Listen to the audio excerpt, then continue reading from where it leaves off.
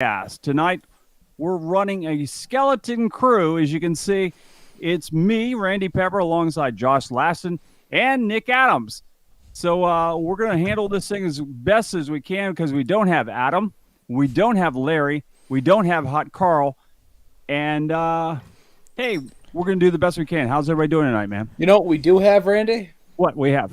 We have the best broadcast team that's a part of Ghostfire Media together, and then we add Josh into that, and we have the three best broadcasters. You know what? We have the best broadcasters, but we also have Josh, who's one of the best marketing guys and one of the best video guys as well. So, I mean, what else can we ask for? You know what else Josh Laston is? He's one of the best people that I know in the AOLL. Yeah, because I try to keep you calm every week in the TNT. No, not just that. You actually give a shit. I try. Not a lot of people give a shit. So you actually give a shit, and it feels really nice to actually have somebody who on iRacing you can call a friend. I appreciate that.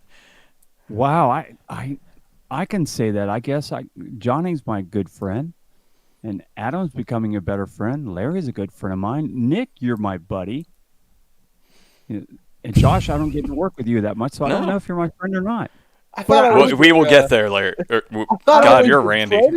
We have something happening in common. You have guitars in the background. I have guitars in the background. We should be buds. I have full intentions on making a trip, like everybody seems to be, to the Guitar Attic at some point or another, and once I can, get back on a plane.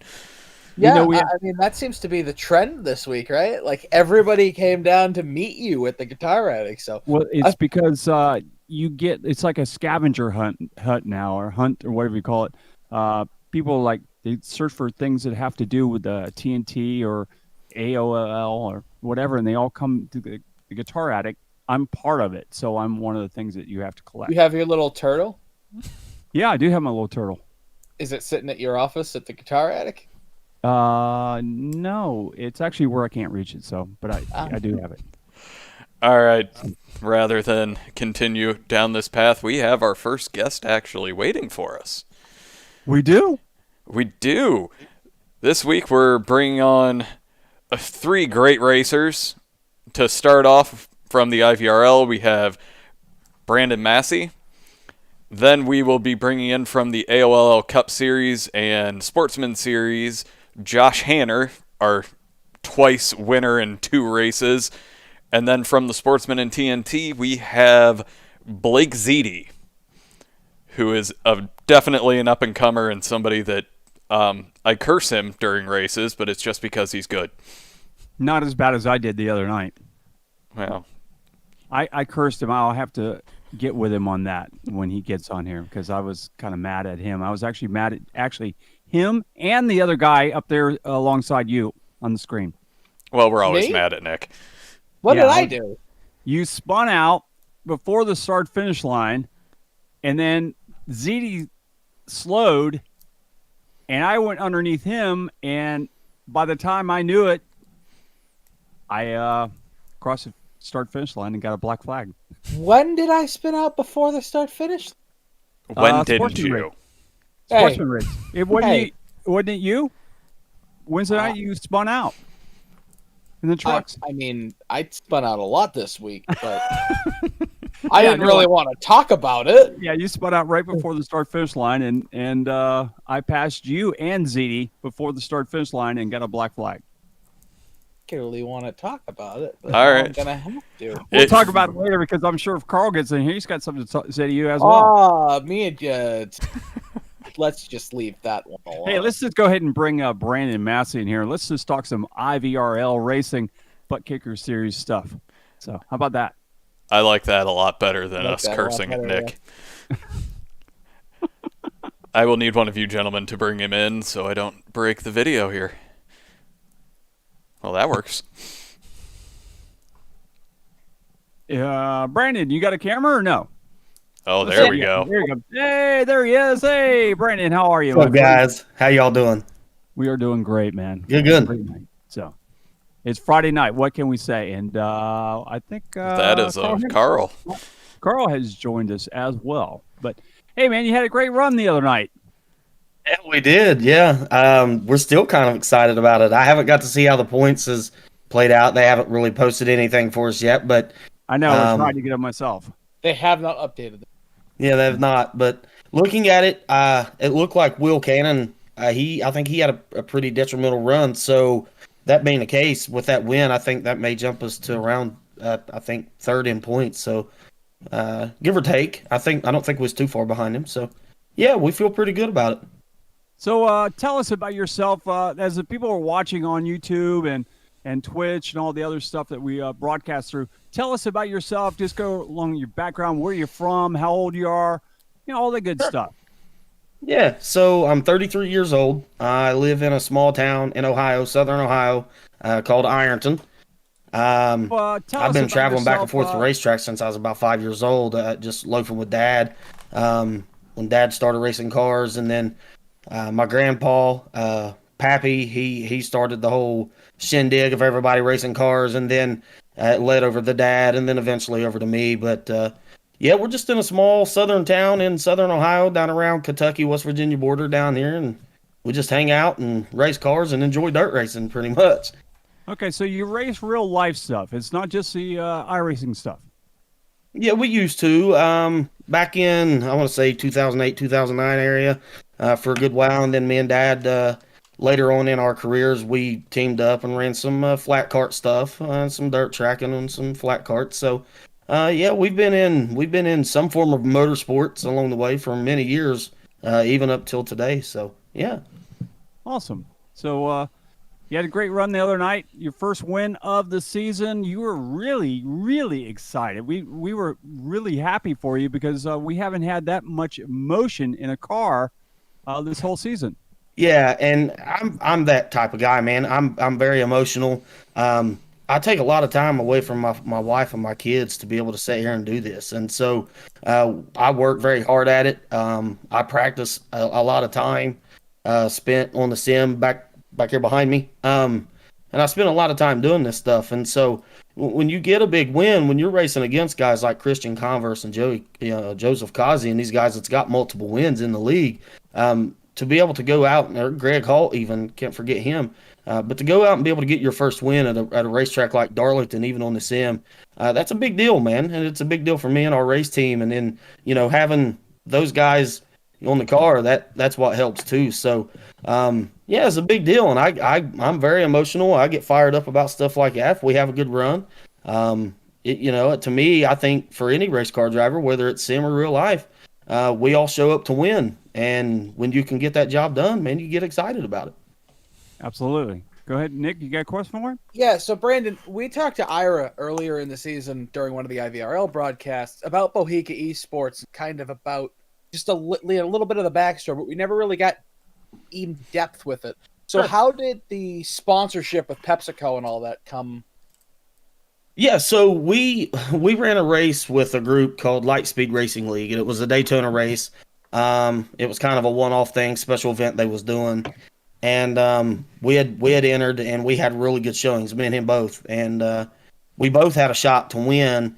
I ended up with a little bit of damage on the car, and I just couldn't draft very well. But from that time on, he had eventually got a job with David Sparks and PepsiCo in Hopkinsville, Kentucky, and David had actually watched those races, and had asked Ira. He said, "How do I go about sponsoring those cars?" And Ira said, "Well, if you're going to sponsor one, you're going to take my teammate with you too."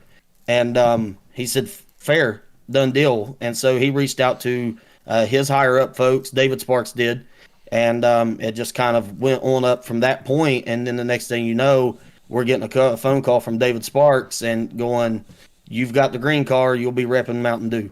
So it's kind of it was just kind of that one race, really. I mean, we've been teammates for a long time together, from back NASCAR heat days. We transferred over to iRacing. We've been teammates since, and we relate to each other really well, and the sponsorship has just kind of helped with that. So it was just that one Daytona race, man. We just had a good showing and worked well as a team, and it just kind of fell in line for us. You guys have done a great job representing the PepsiCo brands. I kind of have a connection to that whole thing as well. One of my really good friends is the guy that goes around the country in actually Canada and everywhere else. That goes around to every one of those plants and tells them, look, you're looking good, but your inventory is this or whatever. So there's a good chance that David Sparks probably knows my buddy. Yeah, probably. Yeah, David, man, he I know a little bit about him, and I've spoke with him a couple of times. That we had a big win at Daytona the Friday before Tuesday night, so we actually got to speak to him then. So that was really cool. So I'm gonna say roughly 8 hours away from those guys. So yeah, it's phone conversations. You just call up your sponsor, or he calls you, and you carry on those conversations. So, but yeah, we're gonna get back down that way. We're planning to meet up with those guys pretty soon, and hang out, maybe eat some Hooters or something like that, and have a good time. I'm hoping we can anyway. Do you guys get paid anything, or just running it for fun? No, we do. Yeah, we do. We get they pay us. Not to go too much into detail on that, but yeah, we do get some funds. It's allocated to us through PepsiCo, and so I'm very dedicated to making sure that I always have something in my hand green. So, but yeah, you won't walk into my kitchen and find anything Red Brand in there. I can promise you that. I will keep my can below camera level. I will. I tell you right now, I have a cup right here that I filled up with an ice cold Pepsi. There we go. So I'm a Pepsi fan. Actually, yeah, I drink Pepsi all the time, and it's because my buddy, and I actually have a Pepsi cooler in the back of my store that I got from those guys. So I'm the same way. Yeah, the next time I come down to Daytona Beach, man, I'm gonna have to swing over and check y'all out, hang out, and shoot the bull a little bit and have a little fun. Maybe pick a few guitars. Yeah, absolutely, man. That's been the hot thing this week. I've had 2 different people have wandered in my shop this week that race iRacing. So you'll get the part of the what we called it what kind of hunt did I say it was? Do you guys remember?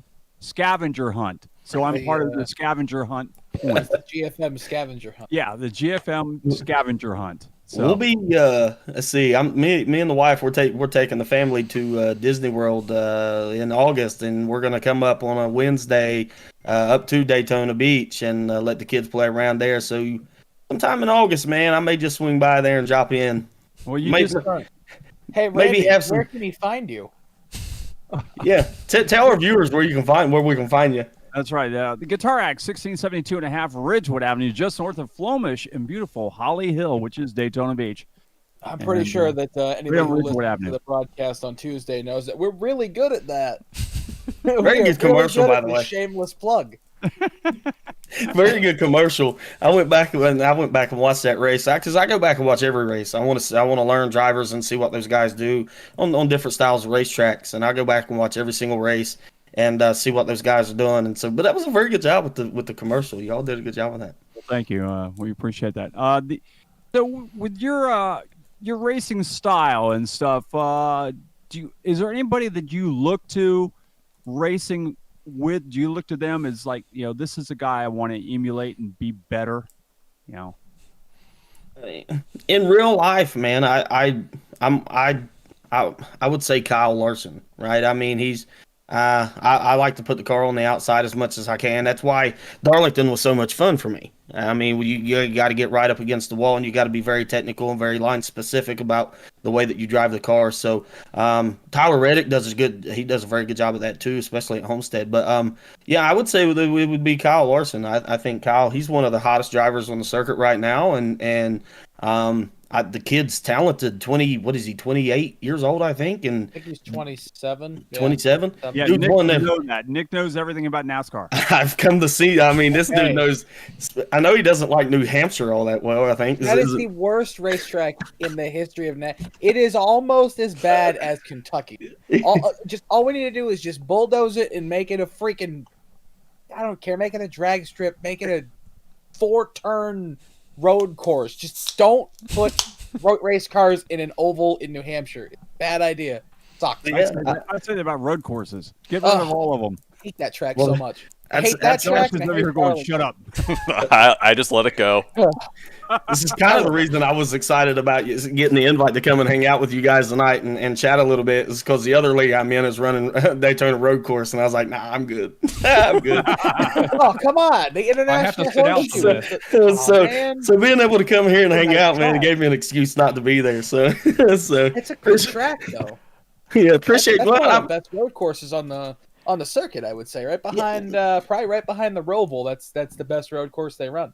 and the thing is I get around the Roval pretty well. I'm just not a road course racer, man. If you got to turn right, that's stupid. Let's just turn Yeah, left. that's what I'm I good at say. that.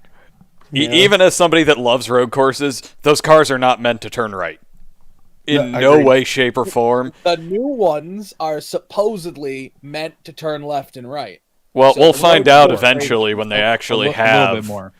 when they actually have good setups for those. Well, think about it. The first official race they're going to do on those cars is at a road course. Is at the Daytona Road Course.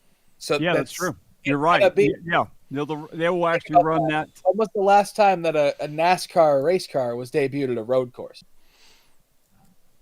Because We know you have this answer somewhere in your head. The answer is never, because the COT was debuted at Phoenix, and every time before that, all generations had been debuted at Daytona. So, Right, but exactly. But Phoenix, Phoenix is no on a other road track course. you get to see it. But has the schedule been announced? What next year's going to be like? Will it be just like this year's? It's not going to be like this year's. They already said that this next year is going to be the huge shakeup because all of the contracts are up with all those awful mile-and-a-half tracks. No, they what put I'm on saying. this- No, I'm saying is Oh, Speed this Weeks, year- yeah. yeah. Speed this, Weeks is going to be the same. Okay, because Speed this Weeks. year's Speed Weeks, was different from any other Speed Weeks ever. So that's what I'm getting at. Is did they announced? Oh no, next year's? not the amount of days, but the two races that you're actually going to see. That like Yeah. the one that counts for money and the one that counts for the points. Those two races are going to be the same. You're still going to see the clash at the Yeah. road course because they did that so that you don't see the package what you're actually going to get at Daytona because it's going to be boring no matter You won't what. see it until Thursday night when they run the. It's going to be point. boring no matter what because they're just going to cars are not going to be bumped. But we're going off on a tangent. Yeah, let's Brandon- back to Brandon. Brandon's up there. So let's. Brandon, before your win this past week, you had kind of come into a little bit of a slump. You started the season with top six finishes in a row, consistently battling for wins at tracks like Phoenix, Atlanta, and Bristol, and then Richmond. You kind of got unlucky. You were out early. Talladega got caught up in some stuff that just Dega. It's what happens. And then Kansas wasn't the greatest finish for you, so. This obviously gives you that momentum, and now you're locked into the playoffs. So how do you proceed going forward? We're just going to continue to do what we do. Take it one race at a time. I mean, that's how I approach it. I don't look anything past what's going to happen next week. Next week we've got Dover on the schedule, and that's where my focus is at. And then we're going to continue to prepare. Kansas, we had a pretty decent starting spot, but a little lap one incident, turn 3 and 4, kind of ruined that for us. But Joseph Rossi with the bonehead mood of the season. well, I don't. That was we gotta mess with. Yeah, but it's not anything that it was in. I mean, that's not just something that he does, right? I mean, that's not him. So it is what it is. You just get caught up in that stuff. But yep, the Richmond race I was looking really forward to. I had that one circled on the calendar, and I had some connectivity issues that we've since then got lined out. So I'm just looking forward to next week. Dover, I love the Monster Mile. I think it's a really super fun racetrack to get around, and I'm hoping that we have a pretty decent run there. But I don't look past what's going on next week. My focus stays the same, and it's week by week. And then my goal is to try to reach that Final Four and give ourselves a shot to win a championship. And we're just going to continue to take it week by week, and be a little bit more risky on the racetrack around race car drivers, and take a little bit more. Riskier calls, try to manipulate maybe track position with the fuel mileage type of things and see what we can get to try to learn forward deeper in the series. But right now it's just week to week. We don't go past that. So have you practiced at all for Dover already? Yeah, I've got some laps on it, yeah. And then I'll spend. So my wife is a traveling nurse and she'll be out of town tomorrow night, so I'll spend most of my time back here on the sim. So yeah. Adam, have you practiced at all for Dover yet? No, I'm still trying to master Darlington for Sunday. So, like Justin just posted out there running multiple leagues. How much time do you have to practice for each week? Man, for me, it's ridiculous. I got the Truck Series. I mean, at least the Cup Series and the IVRL and the AOL Cup Series, they have mirrored each other for the most part. I'm for every race for race. So it kind of Tuesday night gets me a lot of practice for Sunday night. So, but I feel I can't move on to the following Tuesday night until I finish Sunday night. So it's kind of a curse too, because I have to wait all the way until then, because I don't want to start trying to get like to Dover. Dover's a way different track than Darlington. So I don't want to start learning how to drive Dover and forget how to drive Darlington. And do you have the same kind of problem at all, Brandon? Do you have any other leagues that run different tracks that you interfere with it? Yeah, so Tuesday night I got the Cup Series with IVRL. Wednesday night I got the Lightspeed Racing League Xfinity Series, and then Friday night we got the Lightspeed Racing League Cup Series. So totally different schedules. The only benefit that I have in that league is the Wednesday Xfinity cars follow the Friday Cup cars.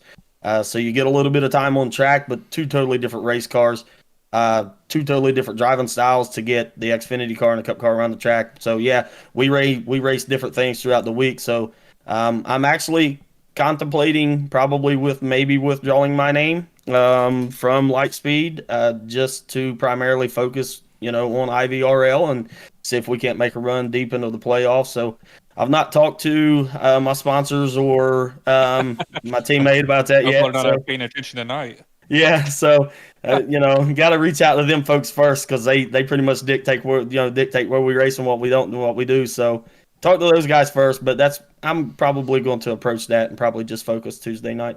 Adam, don't you dare say hopefully nobody's paying attention.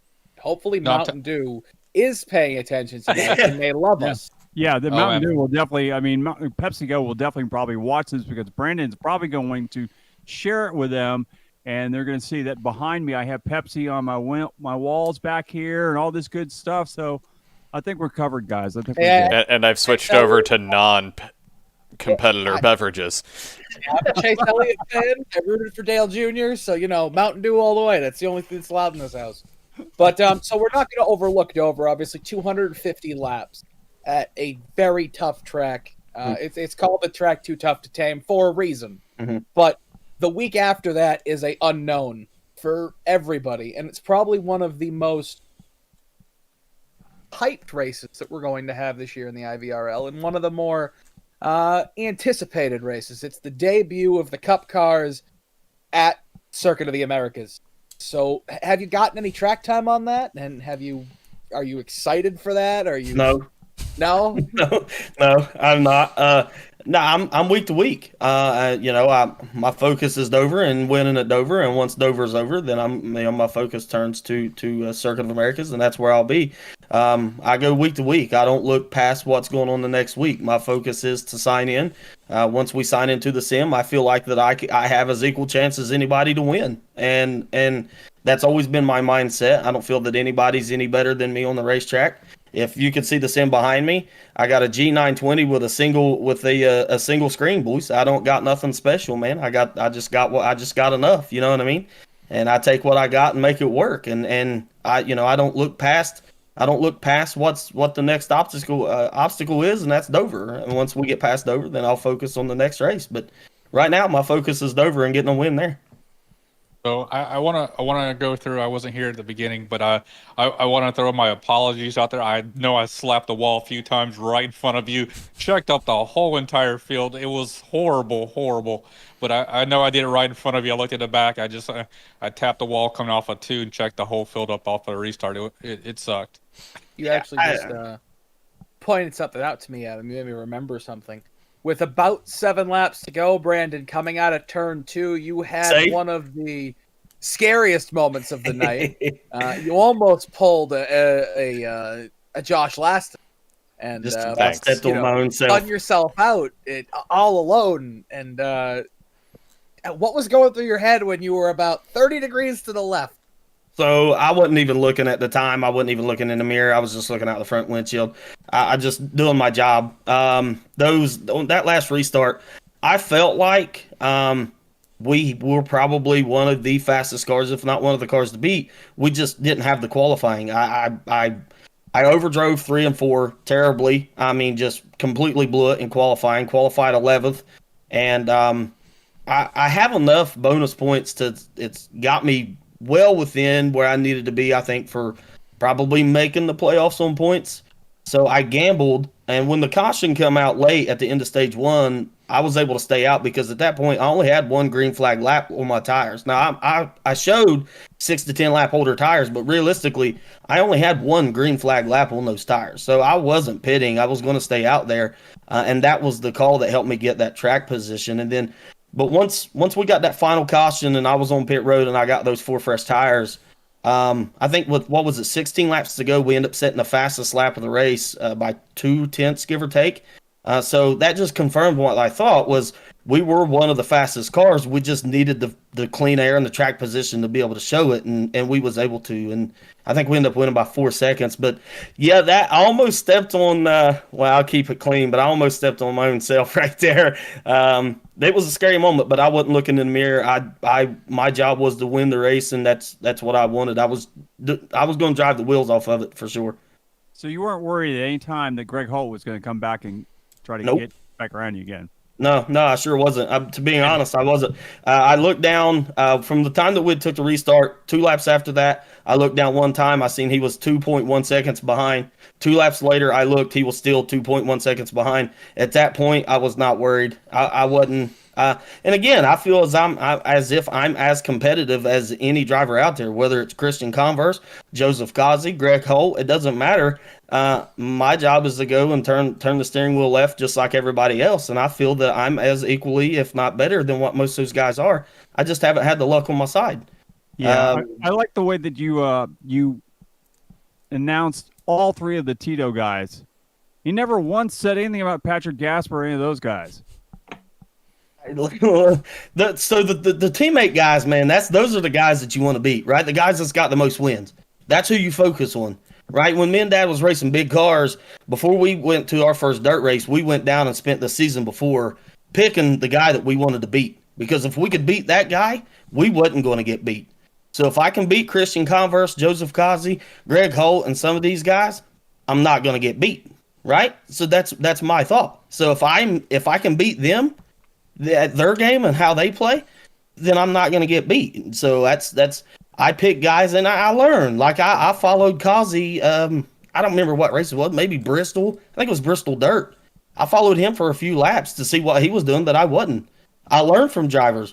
I'll tuck in line. I don't need to win the stage or lead every single lap. I just got to lead the last one. That's it. So I follow and I learn and I see if guys are doing something different that I can do, and I pay attention to those things. And if I can beat the fastest guys on the racetrack, I'm not going to get beat.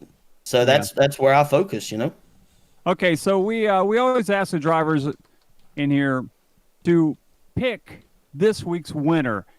Not Me? Not you. No. If you cannot win, who's your pick for this week?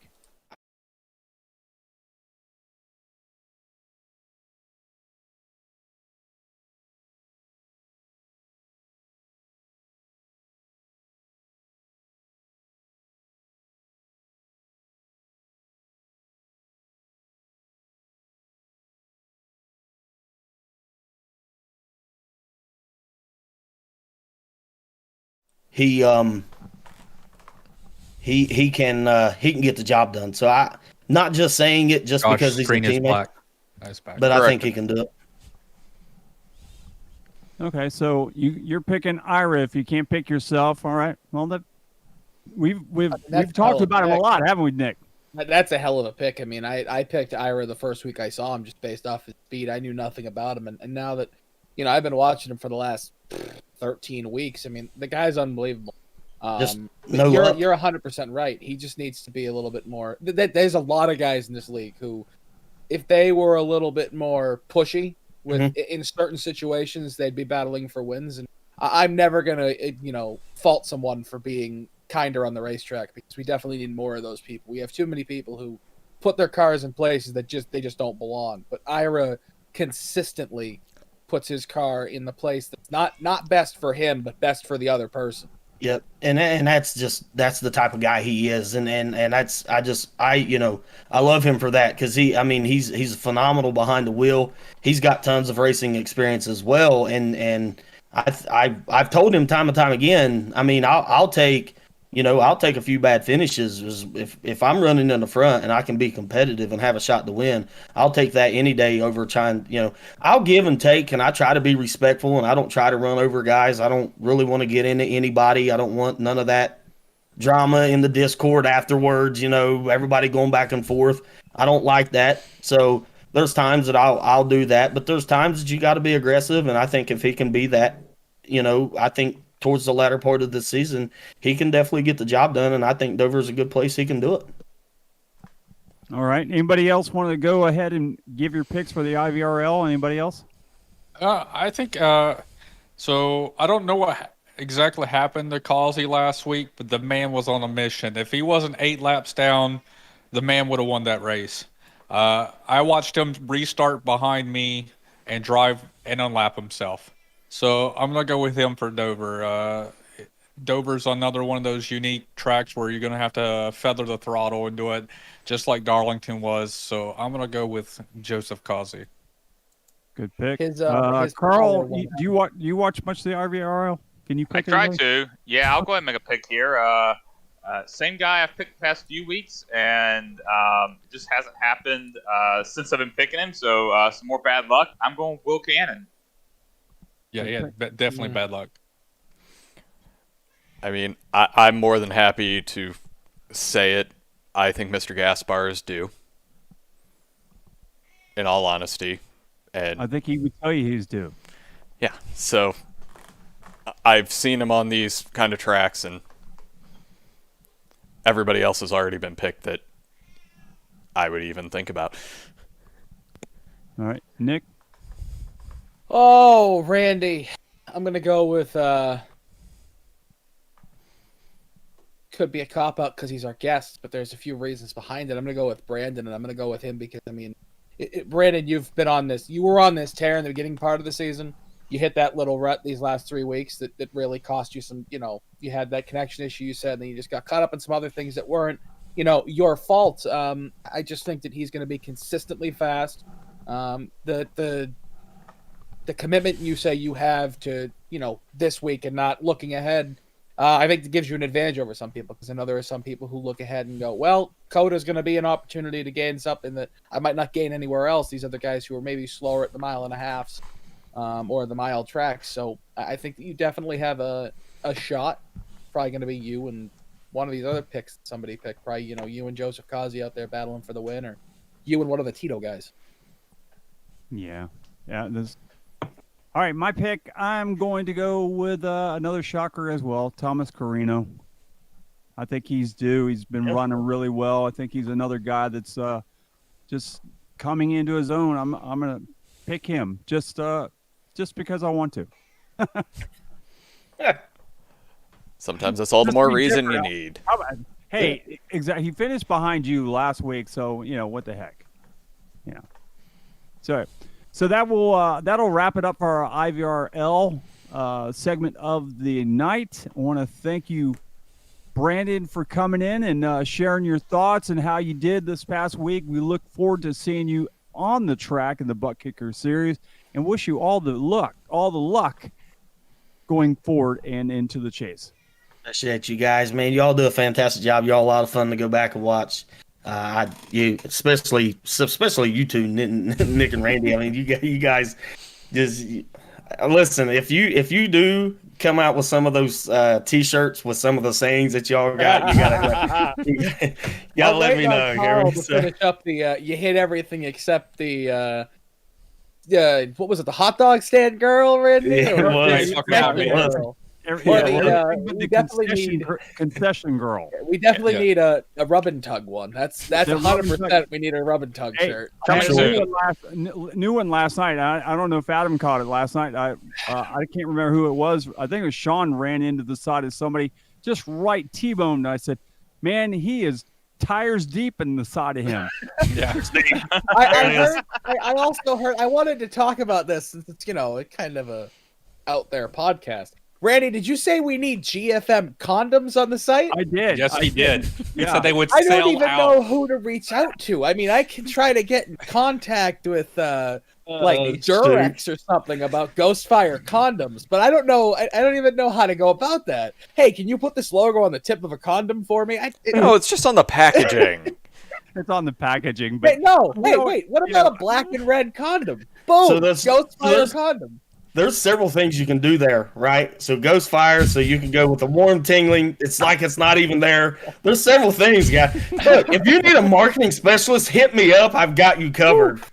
Speaking of which, for the fans watching, if y'all would go over and check out Bohica Esports on Facebook, we do have a merchandise site up. So go over, show some support, get some merch. But if you need a marketing guy, guys, I can help you out for sure. okay, too, man. You and you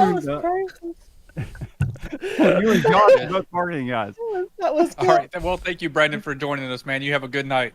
Hey, you guys, 2 minutes. It's been a pleasure. I'm more than happy to come on here anytime. All right, man. You have a good night. Thank you, guys. Take care. It's like it's not even there.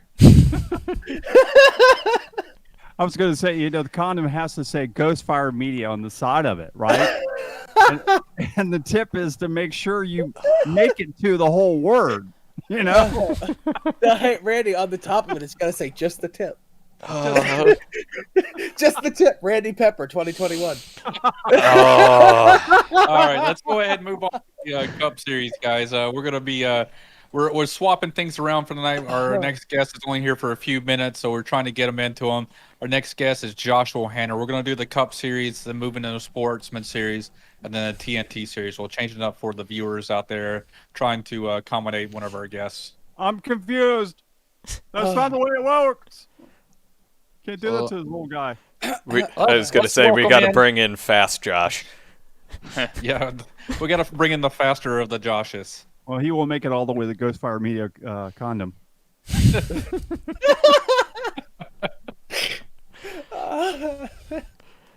Hey, What the hell Hanner. is this? This is Hanner?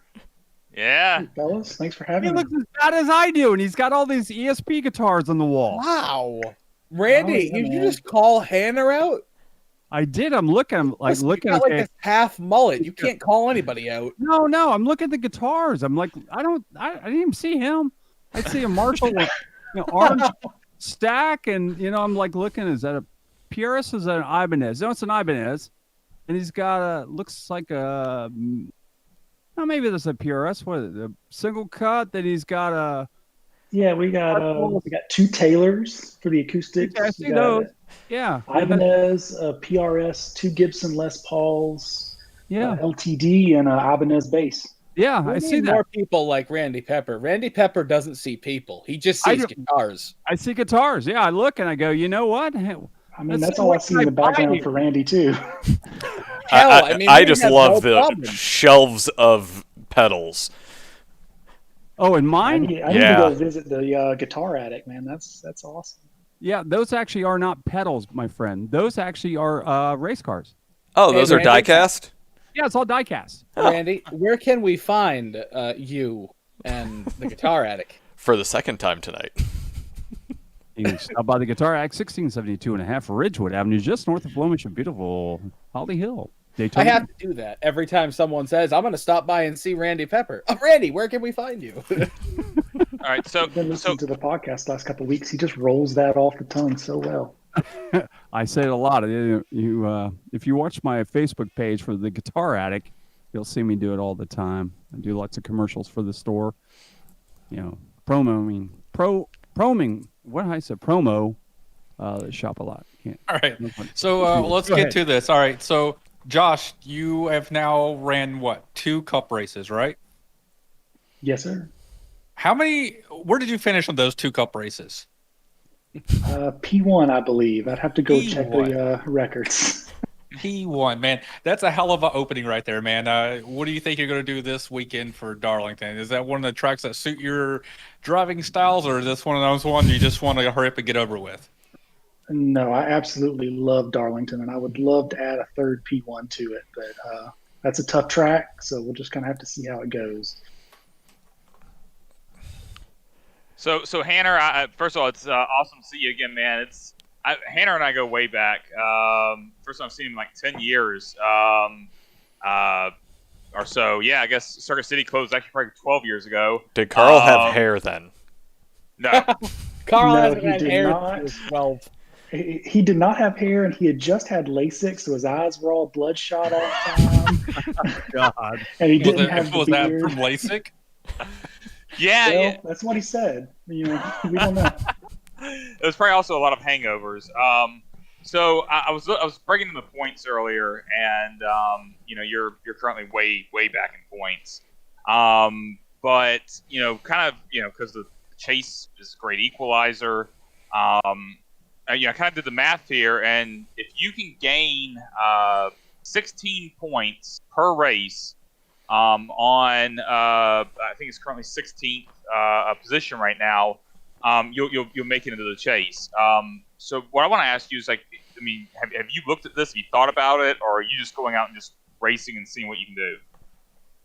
Haven't really thought about it since I got started so late in the season. I'm kind of just going out there and going for a win every week. If it works out and I make the chase, that's awesome. If it doesn't, then, there's always next season, right? Yeah, for sure. So There's I do have to ask, knowing that you love Darlington, how much did it hurt having to watch from the sidelines on Wednesday? Oh, it hurt so much. You guys have no idea how bad I wanted to be out there on the track. I was watching the broadcast, just wishing I could get out there. I don't know if I'd have had anything for Justin and Blake, but I just love racing that track so much. Well, you would have had Well, something I'll for let- your teammates, that's for sure. Well, I'll let you know that I was really happy that Larry had to call out and I had to step up and be the broadcaster in the booth, because me and Darlington, we don't get along. It didn't get along on Tuesday night. I knew I wasn't getting along on Wednesday night, and I'm not looking forward to Sunday at all. Yeah, I hear the new surface update is wicked. I actually ran about 5 laps here while I was waiting on my turn to come up on the podcast. It is a lot icier than it was before, so that's going to be interesting. Yeah, with the trucks, could be there's lucky like definitely me. the trucks. There's no full throttle on any kind of tires in 1 and 2 anymore. Yeah, it feels about the same in the Cup car, and if you hit it just right, you can full throttle it for a little bit in the center of 1 and 2, but not for long. Yeah, but so what's your expectations coming out of this season? Do you think you're gonna? I know you say you don't know if you're gonna make the playoffs, but do you think you're gonna be up there and competitive every week, or is just this has been a wonderful magical fluke for these past couple weeks? Well, the 2 wins in a row, that's definitely a fluke. You can't just go out and do that. I think I can be competitive and in the top 10 every week. I think there's a lot of really good drivers in that league. So I feel like I have enough speed. I can consistently run in the top 10, maybe even top 5 at a couple tracks I really like. So that's all I'm really trying to do. Just get out there, make a name for myself, earn a little bit of respect on the track, and hopefully not ruin anybody else's championship. Well, you came out of the gate running there, so I think you've got people's attention right now. So that's a good and a bad thing. So I mean, last week when we were at Kansas, I was riding way back from you, but I think from what your teammates over here told me that you really ran no laps whatsoever at it, and you were just out there winging it to start with, and you came to your own right there near the end and kind of figured out the best way to run the track closer towards the end of the race. Yeah, I ran no laps in practice all week. The first laps I ran were was the hour practice before the race started, and I used those first 2 fuel runs just to figure the track out. And honestly, I feel like I got lucky there. The pit strategy just worked out, and it gave me the opportunity to be up there with Blake battling, and it just kind of fell my way. Justin was the class of the field. He probably should have won that race if things had gone how they should have. So I want to talk about that finish on Sunday, because we had a few moments to where if somebody was brave, we were about to go 4 wide. What was going through your brain in that process? I had no idea we were that close to 4 wide. I knew we were 3 wide, but until I saw the broadcast the next day, I didn't even know Dan Shirley was down there about to take it 4 wide. Had he got into 4 wide, I don't think we'd have made it out. I don't know. I think you guys have enough skill, especially the group that you were running with. Would it Hey, have there's been only one- dicey? Yes. Yeah. There's only one way to find out, though. So next time, I would encourage Dan Shirley, go ahead and take a 4 wide. Let's see what happens. I think you can do it tonight, though. After this race, when we go into it, I was going to say, we're going to be running Kansas. We have our chance to figure it out, and we're going to be in cars that can hold it. I mean, maybe we could do it at Talladega. I don't know if I'm brave enough quite yet for that. When you run the next-gen cars at Kansas, it is a plate track. Yes, it's a wide open. It's a bottom feeder track now. You're going to run the bottom, at least single file. Like whenever I did my solo test, it's flat footed all the way around the track. You can slice from the top to bottom, bottom to top without spinning. But you want to be at the bottom. The bottom's got the speed, and as the laps go on, I haven't did a long tire run, so I can't tell you that. But I just know for the 5-10 laps, you can just go all out at the bottom. Those bumps, it won't spin you at all. How's the fifth gear on it? It's- It So the sounds power band so is weird. It sounds 'Cause- so weird. You know, when you shift into fourth on the regular Cup cars, it's kind of lethargic and starts to build up. Nope, it's still a high pitch. You're shifting over at like 8,000 RPMs, and then when you shift over to fifth gear, it still takes a while for it to pick up in fifth gear. You're still not maxing fifth gear out at all. And at Darlington, I think I was downshifting in the 3 and 4 from fifth to fourth to get a run off of turn 4. Correct me I if think I'm we're going to see a lot of insane, that. but it feels like on these new cars that fifth gear might almost be like that IndyCar gear where you're in the draft. Mm-hmm. That's what it feels like. It didn't feel like it gave you too much of an advantage to use it normally, but when you get in the draft and you have someone pulling you, it seems like fifth is like that Indianapolis gear where you pull out past them, you go back down to fourth at the Well, corner. It depends on the setup because, like like in Kansas, like if you're in fourth, you're hitting the rev limit or going around the track. But in fifth, I mean that's you run around the entire track in fifth. So I think it probably depends on the setup, depends on the track. But I could definitely see that. Yeah, I think you're gonna be in the draft no matter what at Kansas at some word tongue twister, some form of fashion. You're gonna be near somebody, and you're gonna be maxing that throttle out. You're gonna be in fifth gear. There's no point of time you're gonna be in fourth gear, in my opinion. I'd be interested to see if they're going to allow us to go back to adjusting the individual gear ratios, or they're just going to stick to the single rear end ratio. Because if you can adjust the individual ratios, that opens the door for you to maybe play around with that power band some. We'll have to wait and see. So I wanted to ask you, we are talking Darlington, but you're not going to be in here with us next week, so I want to ask, how are you feeling about Dover? I don't really like Dover all that much. I think I can run well there. I don't expect to be, battling with Blake and Justin up front. I think I could probably run some decent laps there. It's definitely not my favorite track. Just the way you come up off a 2, it messes me up almost every time. That weird hill, and then the straightaways are banked. I don't get along with that place. I won't even ask you about the week after that because we've already had that in the team chats. Yeah, we can probably just skip that week. I might take a provisional. I hope I got a gig that week.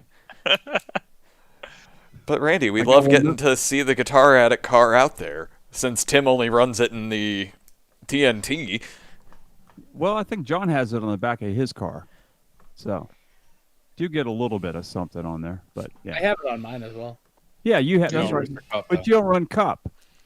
Hey, the back of my car is empty. I'll stick it on the back of there. There you go. So, they got another Guitar Addict car out there. That's good with me. When you get to see Free my advertising. pretty, You deserve it. when you get to see my pretty pink next gen car tonight, I've got plenty of room for it, Randy. Did you use my paint color? Wait, what? Did you use the paint color I shared? No, what was in there was what I actually used. Well, I think I shared with the group chat the other day the best favorite the color pink. I believe I did. That's where I thought you might have took inspiration in me sharing the favorite color pink. I'm a 36 Passion? year old man who's not afraid to admit his favorite color is pink. It's okay. My paint scheme is my favorite color, so you'll see it change design. All I right. just kind of put paint schemes together. So So hey, let me, I gotta. let me ask something real Oh, quick. go Let ahead. me ask something real quick. Let me ask some. Okay, so we don't know a whole lot about you. I always like to find out where you come from, all that good stuff, what kind of rig you're running, that kind of stuff. So give me a little clue because I don't know you, man. So just give me, Josh, let me know about yourself. Oh, from South Carolina, St. Matthews, not too far from Columbia. I'm into music. My rig, it's nothing special. You might see it back there. It's just a single monitor, and I race on a laptop. And I got a G920 wheel, so I'm not doing anything special. Okay, so you say you're from South Carolina, and have you ever been to any of the guitar shows in Columbia? No, unfortunately not. Have Have you not. been to the one in Asheville? Nope, haven't. No, wow. Guitar guy and hadn't been to any of the guitar shows. Well, there's one in Asheville coming up August. I think it's the 13th and 14th. So I'll be up there for that one.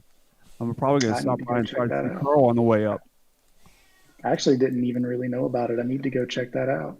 Yeah, definitely. Yeah, Asheville Guitar Show. So good stuff. But I'm surprised you're a guitar guy and you don't know anything. You probably know Sims music, right? Oh yeah, I know Sims music. Jerry Sims, yeah, good friend of mine. So yeah. Yeah, he's a pretty cool dude. Who's I not a did friend? used to play in a couple bands around here. Like if you guys remember Crossfade, they're from Columbia. Yep. They had two singers. One of the singers, his name was Tony Byroads, and he started a second band after Crossfade took off. I was in his second band for a while. Oh, So cool. that was a pretty cool experience. Very cool. So so I like to find this stuff about guys and just kind of get a little background instead of just seeing a car go by me and pass me because I'm so damn slow. I like to know why, what's behind the wheel. So that's why I ask these questions. He wants to know why you're going by him so fast. That's what he really wants. He's Yeah, wanting on a to see if laptop, it's. freaking G29. It's pure Randy's luck it over gets me here around with the his track. That's expensive it. setup going, son of a bitch. The guy with the G29's blowing by me 3 seconds left. Well, we also had Brandon Massey who's running. Hey, apparently I'm running the Wheel of Champions, and I just suck. I didn't That know came that. out of your mouth. Hey, it's okay. I'm not the top only five person. car. who thinks it. That's why you're also now Sir Spins a lot in the team chat. Hey, I did that to myself because I earned that nickname. Carl is Sir yells at me when he wrecks me, but That doesn't have a good ring to Wait, it. we're It going doesn't to roll off that the whole tongue. thing. Wait, we're going to that when we get to TNT. We're going to talk to you guys about No, we TNT. won't. Yeah, No, we Yes, will. we no, will. we won't. No, Yes, we we will. won't. We We're all not have talking about embarrassment from last night. We're not talking about. We're just Oh, straight up not talking about. Whatever, dude. It's happening. So you guys Should are be named acting like an TNT old session, the married group couple. therapy session. John Gordon said Nick is the new flipper. I'm gonna shut up. John wants that name gone so bad. It's like was it on How I Met Your Mother, Jinx or whatever? Man, I forgot. He was the Jinx or something. Oh, the Blitz. The Blitz. There you go. The Blitz. God, That was an awesome show. Oh boy. So we got a guest here. Let's talk to him some more, because I know he's got to leave at 9. Well, you got a gig at 9 o'clock? I wish. No, I got another league race at 9. Oh, you got a league race. All right. So Randy's standard question. Not able to Okay. pick yourself. yeah, not able to pick yourself. Who do you think will win this Sunday night? I got a couple predictions. The first two are just going way out on a limb. Way out on a limb. Justin Anderson will get the pole and lead the most laps. The winner is going to be Dan Shirley. He's going to break through and get it done this week. Good pick. I like that pick. I'm gonna keep picking him until he actually gets it. All right. So, Adam. I'm gonna keep going with one I go with alternating weeks. I go with, but I'm gonna go with my man Steve Gottschalk. I'm not sure what happened with him last week. He did a start in park. I thought he was just doing a weird fuel strategy after the first caution at Kansas, and he just parked it for the night. So hopefully he runs this week. It doesn't make me look like a fool. Carl. All right. I'm going to pick someone that I don't think I've picked before, and is outside of top 10 in points right now, but it is their home track. I am picking Ed Springer to win the race. He knows Darlington. He was actually real fast on Wednesday too, to where it's depending on how it Yeah, he goes. was. Yeah, that's a great pick actually. So I have to do it just because I wanted to see you murder everyone on Wednesday, Mr. Hanner. I think you're gonna win. I hope I don't let you down. Nick. No pressure. I'm gonna go with Justin. I think Justin got it. Okay. Just because of what you guys said, he's really good, and now he's become my new favorite driver because he's got a tobacco burst Les Paul back there that I'm kind of eyeing, thinking, how much it'll take to buy that guitar right now? That's actually the Slash signature Les Paul. Oh, okay. It's not a. So it's not a Chipson. No, Yeah, I think they call that November burst, but it's really tobacco burst. it's not the Anaconda burst. I had the Anaconda burst, a couple of those in the shop. So, but those are pretty. yeah, absolutely. So I'm gonna pick Josh as the guy to win this week. He's been fast every time we've seen him. So as long as I don't get in his way, or actually I won't be in his way because I won't be there. I'll be at the Hard Rock playing. Yay! And listen, just so that he doesn't think that I have a crush on him or something, I'm picking Blake Gordon to finish last place. He's going to finish last place. Wow. He's gonna overdrive it and run out of fast repairs. Yeah, he's going to do. We'll talk about it in a little bit, but he's going to do what I did last night. He's going to spin out first lap, first turn, and his night's over. Wow. He's done that Bold before. We prediction. saw him do him at Martinsville. Well, Yeah, it's coming.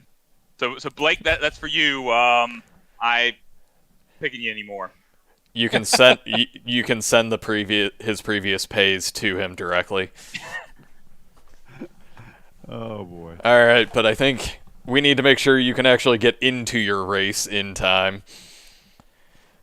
But Well, it was a thank pleasure, guys man, for to have having you me. It guys was a tonight. blast. Yeah, thanks for having me. Yeah, All man. right, man. We'll talk to you soon. Thanks for joining us tonight, and good luck on Sunday. And do us a solid. All right. I'll do my best. Thank y'all again. All right. Thanks. all right, I have to take a quick moment to get rid of a screaming cat. Is that a band? Oh, screaming cat. No, the smelly cat. Yeah. Smelly cat, yeah. Yeah, smelly cat. Sorry. No. Smelly cat. Bad moment. Smelly Anyways. cat. So we have done Cup. Now we got to go into. Or are we going into We'll do a TNT sportsman first or sportsman? We'll do a complete reverse order. We'll hit sportsman, leave it in the middle like normal, and then just finish off with the most exciting race of the TNT series ever, Yeah, or at 'cause least we for wanna- the past like 5 weeks. Yeah, that was definitely exciting to say the least. Well, we can't stay too long. We got to make sure we all make the race at 10 o'clock there. Yeah, no, that's I've been kind of Practice watching the starts at clock 9, to make doesn't it? sure everybody's staying on time. So I've It's even cut back my drinking by like 30% tonight, so that Only I 30? can race. Yeah, only 30. I gotta hit the zone. Just be just right. Well, I've been sitting here designing The my hands, paint. the hands got to stay steady, right? Yeah. you're designing a paint for a car? I haven't even downloaded my car yet. Yep, I'm designing my paint for my car. I'm trying to figure out what color I want to use. I have 2 favorite colors that I'm trying. Wow, I'm gonna have to do that. I'm gonna have to. Hey, Carl, I have a question. Just really quick. Sure. Internal CCR things. Is anybody got like neon yellow? Nobody has done neon yellow. Chris used to have a gold color, but he switched to blue. Okay. Yeah, that was like mine color. Actually, if you see every one of my cars has, well, not neon yellow, actually it's neon green, is in some sort on every one of my cars. It's either in the roll cage, on the crew, somewhere. That's like my good luck color is that neon green. Well, I always did garnet and black, or more recent than garnet and black for the South Carolina Gamecocks. But for tonight's race, I did a Mark Martin Valvoline tribute paint scheme. So had a lot of fun putting that one together. Was that 31 car? The red? I thought it was red and white. It's his Valvoline red, blue, and I even did the closed circuit logo as the red and blue, like the Valvoline logo. Well, there's talking about the throwback. A lot of people have complained over the years because when they do those throwback cars, they always miss the numbers. The numbers are always, they just use a regular number for each, that they run each week, whatever. And the ticket to getting those cars to look like they should for the throwback is the number. Whether the 6, like for the Martin, you would have that weird little 6 the way he was, right. And that's It's just missing. complaint. Yeah, it was always missing. It's like the car looks right, but without that number, even if your number is 19, whatever, if it's not slanted in that weird little shape, it just doesn't fit. I tell you, the person that's been killing the throwbacks is the guy I'm running tonight, BK. He just runs the old Rusty theme, and it's the same exact font, so he kills both on both fronts there. Well, listen. I've got a throwback coming for Hanner. I'm putting it together tomorrow for his race Sunday night, and it's going to be a throwback to a 1996 scheme. And I am going to get the number right. Like I've already looked at it and figured out how I'm going to do it. You should have said that when Nick was here. Nick would have been. He would have been. Yeah, he probably does. Did I mention on team? I don't think I mentioned on team chat. I want it to be a surprise. So it's gonna be a good scheme. I'm really excited about it. Yeah. Cool.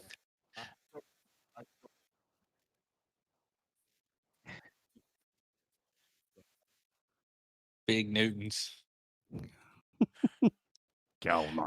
Shake it back, All right. baby. Shake it back. All right, well, let's move on to the Sportsman Series here. We got a nice little break talking here. Let's bring up our next guest, Blake Ziti.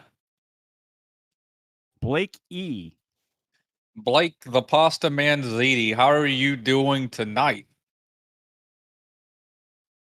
Blake, where you at? Oh, He's not yeah. even there. How's it going, guys? Okay. Hey, Blake, Hey. no camera? No camera, man. No camera. Oh, Yeah. you're killing me, man. You're killing Oh, me. sorry. I wanted to see if there was any pasta in the room. I got pizza for everyone here. All right, there you go. I'll send you guys a slice from over here in New York. Yeah. Oh,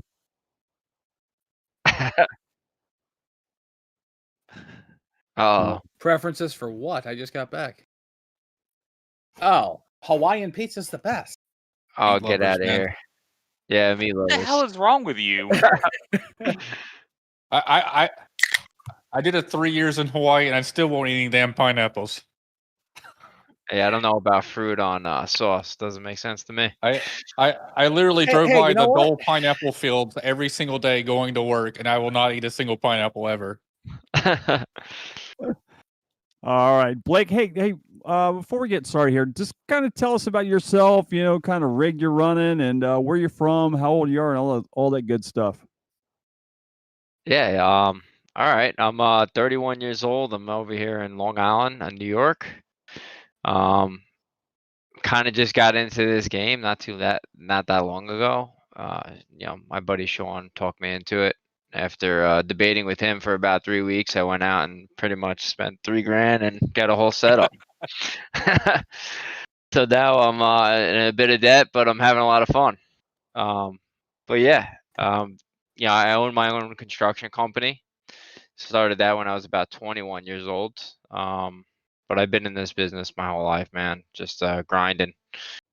really when I was 13, I got into it. My uncle owns his own company, and summers working with him on the hot roofs, just lugging up roof shingles. And after that, I would ride BMX. I kind of started on two wheels on doing just about anything. It was on two wheels, so BMX racing, and then now I'm kind of fully on to dirt bike racing, which I've been doing for the last roughly 8 years.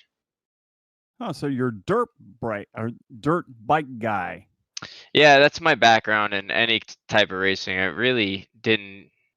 Car racing always intrigued me and it was cool, but it was just too expensive to really get into it. Looking at it from the outside, a set of tires to go racing is a couple $1,000s. So, my dirt bike is a lot cheaper to run, and I still get the same feeling being out there on the track and being amped up racing these guys. And that's why this game is so appealing to me. I almost get that same exact feeling. I'm sitting right here in my my office. It's crazy to me. Yeah, Larry Patrick's missing out. He would be diving deep into your dirt bike fandom, because that's what he also grew up racing with, but he couldn't be with us tonight. So he's missing out. His failure Oh, not to no. being here. Yeah, we could do some bonding on it. It's awesome. Okay.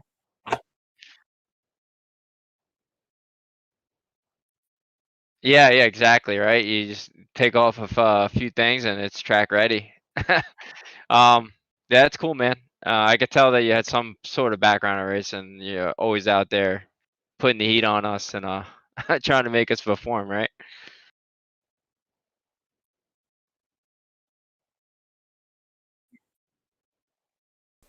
I'm muted on the podcast side because, I was, For how long? basically since I came back from feeding cats. Oops. Oh, Quit petting the man. But All right, so What? You know what they say? Don't put that thing on That- the pedestal. Wait, hold on. What did what did Randy just say? Because that needs to be a T-shirt. I said quit petting the pussies. Hey, Carl. On it. Thank you. it shouldn't be Carl saying the opposite way to you, Nick, because you're the No, marketing Carl guy. is the graphic designer. and what's sad is I'm actually a trained graphic designer, and yet I don't do it anymore ever. I pedal the merch. Carl creates. I gotcha. Oh man. So So we got Justin Anderson out here. He says, "How do you feel the transition going from the TNC series up until the Sportsman series been going for you so far?" Oh man, that question hurts a bit. It's been rough, man.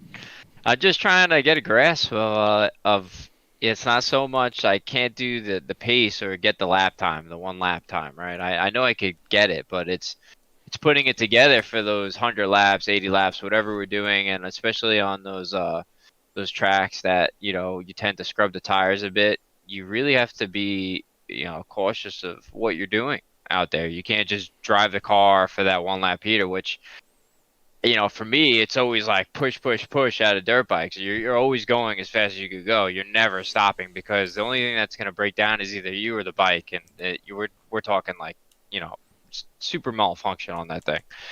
With worrying about tires, it's like, it's something that's so foreign to me that it's taken me a while to grasp that. But the competition, it's like having 20 Josh Langstons out there with me.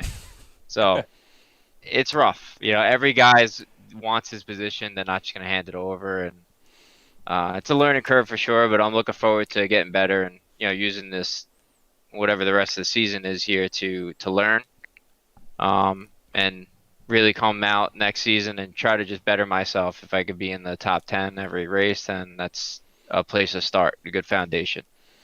Let me ask you something about the other night at Darlington. We had a start there, and I was behind you. And I think it was Nick that spun, but I'm not positive. And I'm not so sure if you slowed or you spun the tires coming to the restart. And I went underneath you, trying to avoid you and avoid the wreck. And did you spin your tires, or you just slow in the start? What was going on there? Oh, is this in the first few laps, right? What are we talking? I forget. Is midway through. You were actually running, I think, 25th or something like that. You were a lap down, and you were right in the middle of all the pack of cars that were actually, we all had pitted, and you had a stack of us behind you. Yep. I'm not too sure, man. A lot of that race is bad for me. The first few laps, I was actually like, all right, I'm moving through the pack. I went from qualified, I think 18th, I moved to 13th within a few laps, and I'm like, all right, if I maintain this, I'll work my way into that top 10, and I'll be okay. And I don't even know where it went wrong or where it went wrong.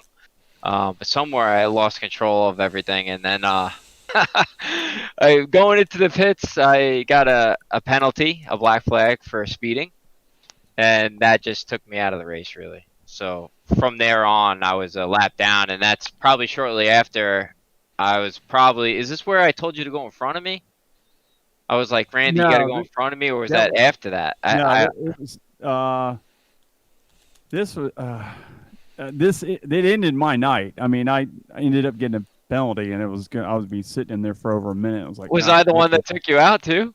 No, or you was it didn't just take- no, you because never- of me? No, you never got me. No, you never hit me. I never touched anybody that night. The only thing I had to dive underneath you, and Because I didn't of know. my if you- mistake. No. I don't know if it was you. That's what I was trying to figure out. Somebody spun in front of us, and I thought it was Nick, but maybe it wasn't Nick. Somebody spun right before the start-finish line. On and a restart? On a restart. They I spun. really and- don't think it was me. I think I was That- behind you. when happened. That probably was when I got taken out. okay, that might have been you. I know it was a green car. Then yeah, you're Oh. basically talking me. Okay, Yeah. damn you, Josh. Yeah, you Blake Ziti. Well, I actually want to blame Johnny Edward. He got into the back of Stephen Dominy. Dominy came down, used me to correct himself, and put me into the pit wall. That was Sometimes it. you need Yeah, a that little was help. you. Definitely you. Yeah, because I when I came around, I came off the turn, and Blake slowed, and I had to dive underneath. Oh him. yeah, I think I now I recall. Josh was Josh was trying to save it. Actually, I think he was drifting down to the apron, and I seen smoke, and I probably checked up quite a bit. You checked up, and I slowed. I tried to slow, but by that time I had already slowed. I had already gone by you, Damage was and done. trying to avoid him coming back up the track. And I was like, I'm done. Screw it. Yeah, Yeah, that black was flag. it was a rough race. It wasn't easy. I had problems all night. It wasn't good. Yeah, definitely. I mean, So, it's okay, so Darlington. Yeah. I was running 8th. Damn it. I was in I know, fourth I at know. one point. Yeah, this was game third makes at me. one point. I lose sleep for the next day, man. On some of these races, I'm like, what did I do wrong? Where did they go wrong? I'm trying to. I haven't Go ahead. slept for 24 hours, so Yeah. Maybe I should put this stuff up on for eBay or something. I don't know. Yeah. Oh boy. So that's why us transitioning, having these nights in a booth and you don't race. You always leave the night with a good attitude and a positive outlook compared to racing. Because the racing, you leave and you're just dejected. You're like pissed and you're like, I'm not touching this thing ever again. Then like the next day I'm back in it. Like Yeah. I guess maybe Feeding on this it. will be better. Yeah. well, yeah. I'm gonna throw a counterpoint there. 'Cause, I did the broadcast with you. You still leave feeling pretty dejected when your entire team finishes poorly. So thanks Hey, for that. man, Guy. Hey, Chris got 10th place though, right? So that's something. He was a So- top 10 car. Carl had a rough night last night, man. I feel for him. I was watching the broadcast after Oh, the fact. we'll be getting to that conversation. Yeah. Man, a little Yeah, see- team on team action. You guys had some beef that night or something. Oh, if you got to hear the team chat, it was Yeah. hilarious for I me. wanted to be a 'cause fly on that wall. No, you didn't. It was John's like, hot-headed Carl's coming out. I'm like, oh man, this poor guy is getting smashed out here by his own teammate. No, it's racing incidents, right? I mean, That's what we're gonna call it. yeah. we claim it, yes, but Wait. I was away. And I'm pretty sure you just blamed me for the incidents. I didn't No, blame no, you no, for Oh, anything. okay. We Okay. haven't got to you yet. We saw that you were Don't driving jump- something there. We see what's more important, running Kansas after this. Hey, Yeah, absolutely. I had to make sure the scheme looked okay. By the way, those little cowls on the hood, they actually don't mess up. I have the closed circuit logo across the hood. If you put it across the hood, it won't mess it up. Yeah, it does. It doesn't. Didn't look Visually terrible. or like in the game, it really won't Visually. give you damage. So you still got the damage. Yeah, these new next-gen cars, while they look amazing, there are some peculiarities that I can't wait to see how real teams treat them. They're gonna do what they've done for a million years. Helps if I open my beer. They're gonna put the sponsor down the middle of the hood, and then this is going to open up like 700 different sponsor locations. What do you guys think about this? Too bad they don't have enough sponsors for that. Yeah. guys Well, I like mean, there are music car certain specs? teams. There are certain teams that have enough sponsors for it. Bubba Wallace. They're Yeah. just going to get bigger. BJ McLeod won't have that many sponsors. No. The problem with NASCAR has and always will be that the sponsor locations are not marketable. Premier. So moving the number from the door to where they wanted to in the All-Star race, think about it. Instead of seeing the 9 in the middle of the door, you see Credit One Bank. It's way more marketable. I don't like it. I think it So- looks stupid. I don't care if you It breaks like it. tradition. Who cares about tradition? NASCAR's not about tradition. It's about Hold moving on. forward. Are you of all people saying who cares about tradition? Yes, the NASCAR historian who can tell you that for years NASCAR has broken its own barriers, even though its fans want them to do this. NASCAR, especially the last 10 years, they've been moving forward. I mean, they have done things in the last 10 years. Okay, Yeah, I think it's to keep sponsorship money though. you no? have to look at this, right? Like, think about in the last 5 years the diversity you've seen in the way they're marketing the sport. It's not Denny Hamlin, Kyle Larson, Chase Elliott. Now it's Chase Elliott, Bubba Wallace, and then you have to pick one of the 15 female drivers they finally have. There's actual diversity in the sport now. NASCAR's being more inclusive. They want this. So They don't want it. They have to have it. Right. No, I think they want it. I think the people who are in charge of NASCAR now are much more inclusive than we were, say, 15 years ago. 15 years ago, it was a rich white guy sport. Let's be honest. Yeah. Dude, I know these people. I mean, NASCAR is literally just 4 miles down the road. I mean, it's the same yahoos that've been up there forever. And it's just, it's become more of a business now. It's the companies involved. Yeah. It's Yeah. more of a company thing. They realize it's actually something that we hear in the pro motocross and the sport supercross is it's something that's rippling through all action sports is that the marketing they see more of a value in like Google and the little bit of money they have to input to like Google to get to get sales rather than putting a sticker on the side of a guy's bike or the side of a guy's car where they know they could take that same amount of money and make 4 times as much on Google. So Well, that's another thing. I mean, think about how much it costs the entire season to put a logo on the hood of a race car. and how many times do you actually see the logos that were there prior to this one? So they're like, Nationwide. hey, make it the whole damn car and this is what we'll give you money for now if you make it the whole car. Yeah, I mean, if you put it on the Nationwide, windshield, they're that's giving- another good spot. It Yeah, is. yeah. The fake Wrap the news. windshields. We'll Hey, get those Big wrapped- dude one. Nationwide gave Dale Jr. like $103 million a year to put the sponsor around the entire car. So I mean, it's Well, hey, so Blake, I got a question. It's actually a 2-part question. One's coming in from Joe Dinsmore here. Chat wants to know what your favorite pasta is, and on that note, I'm going to ask you a question myself because this is a debate I had with my wife last night. She's from Jersey, and is all pasta macaroni? Yeah. Oh, Yeah, I would say so. I mean, there's like He's like, I different, just lost that one. I'm there's not gonna different tell her. types of macaroni, rigatoni, spaghetti, penne. lasagna, all that stuff is not is different types of pasta, I would think. I mean, I don't know enough about it to really give you that, but I would say yes. And the liquid, like the red liquid or some white liquid that you put on your pasta. what is Alfredo that called? sauce. So I always called it sauce, like red or. But I've heard a lot of people call it gravy, and I guess it has meat I've in never it. once heard it called gravy. No, never. You'll Okay. never hear Is that. this out a of South my mouth. Carolina thing? No. That gravy must be a Julesy thing.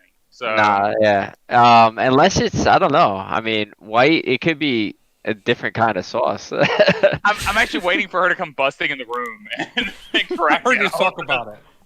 Where in Jersey? Northern north half of Jersey, probably about 2 hours from the city. Oh yeah, they're all mixed up. They're all mixed up. I will be the first to say, if it's done right, manicotti is not like any other pasta. I was raised by a very devout Italian family. Manico? Manicotti is basically crepes. Yeah, pasta crepes. That's a good way to put it. So I like the. Yeah, it's what the heck is it, man? it's What's egg, the other- flour, and salt. Literally, that's it. Pretty much rolled up. It is good though. Hey, can I ask you a question there, Blake? Yeah, shoot, man. How much is a sheet of plywood right now worth? Oh my god. I don't know. You got a gold bracelet you want to trade? Just It's like wondering, it went it from mo- like I mean a piece of half-inch was like $31 6 months ago, and it's a good $65 right now. Should I invest in Bitcoin or lumber? Oh man, if you had a 2x4 right now, you could probably get a Corvette out of it from somebody. I just threw a piece of a big old sheet of plywood out. I just threw it out because I had it in my shed and it was taken There out. goes 3,000 right there. I just threw it out. You could have sold it to Home Depot for half price, and it probably would have been good. Ah, that's so stupid. Yeah, it's insane. Everything though, right? It's not just lumber. It's just about everything has gone through the roof. I was It's going to insane. say, I'm on the plumbing side, and copper, steel. We can't get hot water heaters right now because none of our suppliers can get insulation to put inside of the hot water heaters. It's ridiculous. Star strings. Wow. Yeah, it's really affected everybody. Mainly because I'm sure the shipping and stuff. But yeah, I hope it goes back the other way because either I'm going to be out of a job soon, or I'm going to be looking to do something else. Because you can't build it for this much money. Race so- full time. Don't you have to add that into your cost? So if somebody wants to build a house or whatever, double the price. So Yeah. house would cost All right. $400,000, now it's costing $800,000. Well, that's what the thing is. Like, what about the jobs we were in prior to COVID? I'm running a job in Massapequa, and it's a good over $1 million before COVID, and now you got to add at least 20%, but you can't tell the customer that. Where do you stand with that? I don't know. Some sort of clause in your contract, I guess, could get you around that, but it's not good business either because you feel like you're burning the customer. So it's tough. I don't know. And moving forward, yeah, you bid the job out accordingly, but who's going to take the job? That's 4 times as much 6 months ago. It's insane. Well, I wondered about that, and I'm glad you answered that question because I was kind of wondering about that because I was thinking about adding some stuff onto my house, but I think now is not the time. No, I would wait, man. That's my advice, even to future customers that I'm getting. I just tell them, hey, if you could wait it out a little bit, it's best to see if it comes down. Because if we keep building like this, they'll just keep taking it from us, because they got us by the balls. What are we gonna do if we don't stop buying it? If we stop buying it, then they'll have to, come back down with their prices eventually. Gotcha. All right, let's get back on topic of the racing. So, Yeah. Sorry. yo, you're fine. So let's see. For for the past couple of weeks, I didn't get to race with you this past week at Darlington, but it's good to see new faces in the Sportsman Series. I've battled with you a couple times in the previous tracks. It's good to have fresh faces there, and that's what it's for. It's for us Cup guys to come down to the Sportsman Series to race with a TNT. I mean, you are one of the younger new classes that are coming through and showing great promise, man. And you're putting in the work that everybody's seeing. You go from the back to the front. You and your teammate Sean had a heck of a run last night. Both of you guys got caught up in the back, and then you made your way back to the front. And I think it just didn't work out for you near the end to run down Cody Leland. Yeah, man, I appreciate that. Yeah, it's going good. There's still a lot to learn. I could see that. Yeah, again, with tire wear and all that, there's still so much to grasp, and it's not just one track. So every track is different, and the more experience you get on each track, the better I feel that I'm going to get, because I'm willing to learn and push the car, practice and listen to my my teammates, Endeavor. That those guys are pretty good, man, and not just them, but pretty much everybody in this whole entire league has been super cool. I know that with being racing closed circuit at first, we had this little rivalry, which is it's fun. It makes it fun for me to come onto the game and go out there and try to race these guys, and I feel like I'm pushing myself and where I could be in the car, and trying to better myself to beat these guys, that's all I could ask for. It's like I said, it gives me the same adrenaline that I'd get riding a dirt bike, it's insane to me. I love it. I can't get enough of it. Yeah, you've been cursed more than one time just because you're faster than us. But moving to Endeavor only made it to where you may have made the rivalry a bit more heated. Yeah. Well, it's all right, man. I mean, rivalry's fine, and I respect all you guys, and I try to race. My biggest thing is moving forward is if I'm going to be, if I'm going to get better, I don't want to be a dirty driver in getting there, so I'd like to be as respectful as I can to anybody. And, if someone's faster than me, I typically will give them the line enough where they're going to go by me. There's in cases where I think I have, at least if I'm close to you, I'm going to push it a little bit and try to keep it even, but I'll never purposely take anybody out, even though I've gotten into the side of probably just about all of you. Well, and you and I have talked on Discord before, like after races, chatted back and forth, and I mean I know that you and Sean have always been very clean with how you race. When you make a mistake, you own up to it. So always appreciated racing with you guys. And I'm trying to think. I don't think we ever had any overlap racing together in Sportsman. If we did, it was maybe 1 week because I moved it to the broadcast booth, and I hate that because I enjoy racing with you guys. Yeah, it was. I was actually a little sad to hear that you were going into the booth, but I know that it's nice having you out there, and it's also nice having you guys in the booth too. You guys all do a great job, man. I'm really impressed with the broadcast. It's something Thank else. you. Yeah, and the improvements you guys made in the last 2 weeks has just been, it's definitely next level. So keep it up, man. You guys are doing a great job. Well, that's all. I have to give credit to Adam and Carl and Nick and Josh and Larry and everybody else. They do all that stuff. All I do is a voice. So I give them all credit for that. So myself. So And I give Randy all the credit for where I've come from, because I was terrible last year. I was so terrible. I made Randy go, fuck this. I'm gonna come up here and I'm gonna show this man how to do broadcasting. He's like, and that's kind of where this all evolved from. Is me and Randy in the booth on Thursday nights, and it just kind of trickled down from there. I could have been kicking these guys' asses driving in the cars in TNT, and instead I came up here. Oh, man. Hey, trying to help Randy, you. what happened on that one time you ran with us? Oh, road course. Yeah, road course. That's what happened. I Oh, think man. if you look at last season, I think if you go into the stats and sort by incidents per race, there's one person that's like clearly at the top. For This that year only it's one Carl. race. One race. One race. Yep. Road course. This season it's Carl. Hold the hell up. Nope, Wait, nope, we're nope. going into- Whoa. Hold on. Oh, we can can't find this go into out. that this next segment. Before last night, Carl was the second best. And I want to bring up who was in first because, Blake, I'd like it to be known that your teammate is calling you and Sean out for the fact that you two race each other way harder than you should. Oh, who's that? Who's It's that? John. Blake? John. Oh, John. Yeah. Like I said, man, I said last night, if there's anybody I want to beat, it's Sean.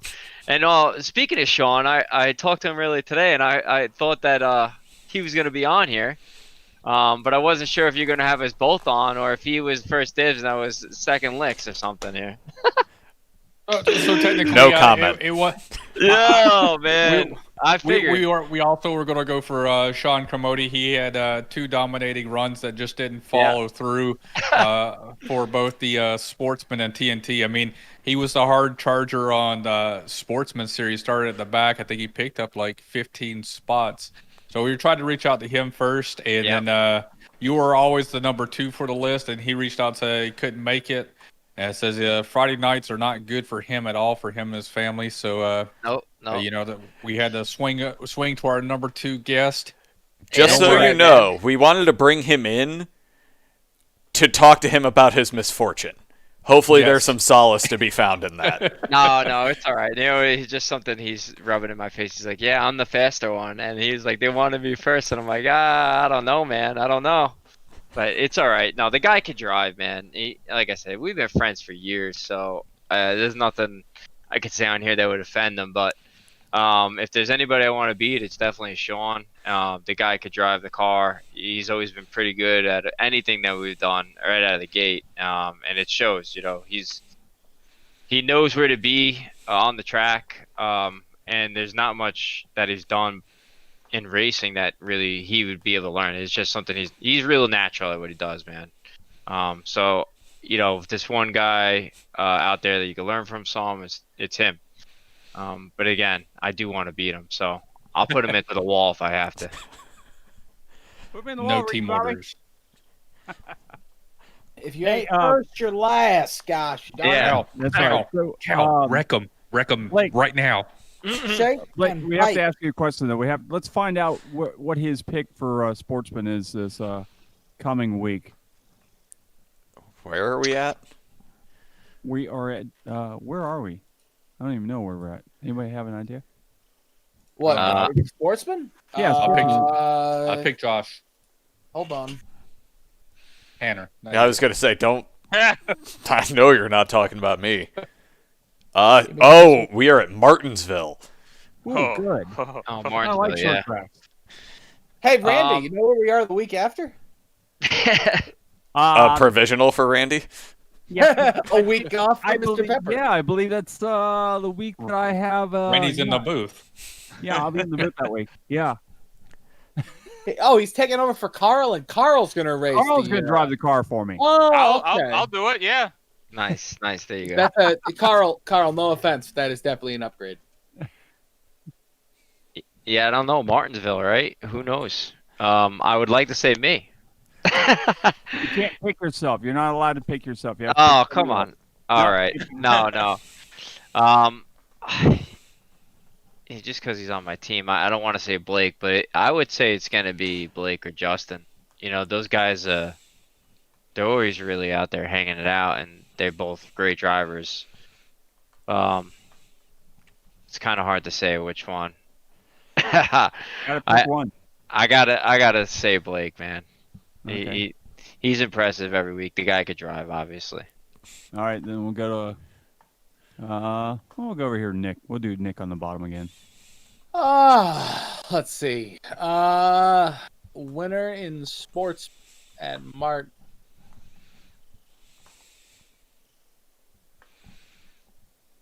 I'm gonna go with Justin. I think Justin. I think Justin's got it this week. Justin Anderson. All right, Adam. I think I'm going to go with Dan Shirley.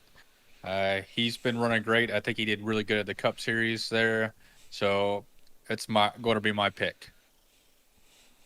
Okay, Carl. Well, I said I wasn't going to pick Blake Gordon anymore, but this is like an abusive relationship, and Blake's so damn good at Martinsville, so I'm picking Blake. Okay, Josh. All right. Just because he ended up with some bad luck in the Cup Series, I'm going to go with Mr. Dinsmore. Ooh, good pick. He was good. He was good. Very good. I'm going to actually go with Blake myself.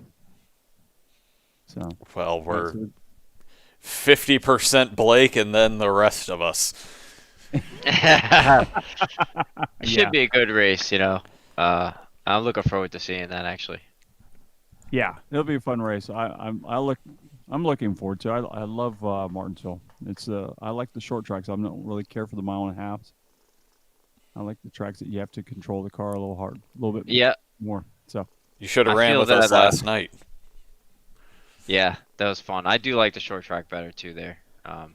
That's what was great about the Legends. It's usually on short track, so yeah. Last night I would love to run with you guys. I mean that's my home track, so I've been around that track a few times, so I would love to have been around out there with you guys. But Yeah, what's the deal with that? If you're in Cup, you can't race TNT. Is that is there? No, something- You well, can. certain guys can run. I'm considered a legend. So that means I. Damn right you are. That's right. Damn, get off my damn lawn. Oh, hey.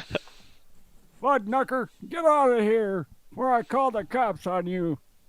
No, so there's like certain guys like Tim St. Jean can run in there. John Gordon is another one.